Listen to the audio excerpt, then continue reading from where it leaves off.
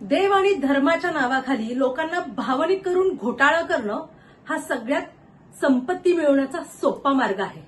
त्यामुळेच अशोक खरात सारखं प्रकरण कित्येक वर्षानंतर उघड झालं तरी देखील महाराष्ट्रातल्या जनतेने कोणताही धडा घेतलेला नाही। पुणे हे विद्येचे माहेरघर आहे, मात्र याच पुण्यामध्ये वेगवेगळ्या गुरुवर्यांचे भोंदू गुरुवर्यांचे दरबार भरवले जातात आणि तिथे वेगवेगळे चमत्कार किंवा वेगवेगळे प्रयोग करून लोकांना आर्थिकरित्या फसवलं जात आहे। मात्र देवभोळी लोक अशा गोष्टींवरती मुळीच शंका घेत नाहीत।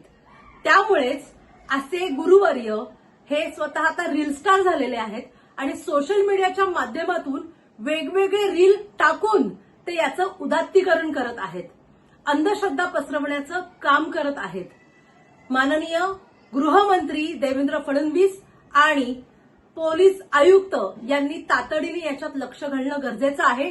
कोणत्याही तक्रारीची वाट न पाहता स्वतः सुमोटो दाखल करून तातडीने या सगळ्या भोंदू गुरुवर्य दरबारांची चौकशी लावली पाहिजे, कारण ह्या लोकांकडे गळ्यामध्ये 2-2, 3-3 किलो सोनं असतं। त्याची सुद्धा ईडीच्या मार्फत चौकशी केली पाहिजे की यांनी ही एवढी संपत्ती माया नेमकी जमवली कुठून। यासाठी नक्कीच गृहमंत्री लक्ष घालतील अशी आम्हाला आशा आहे।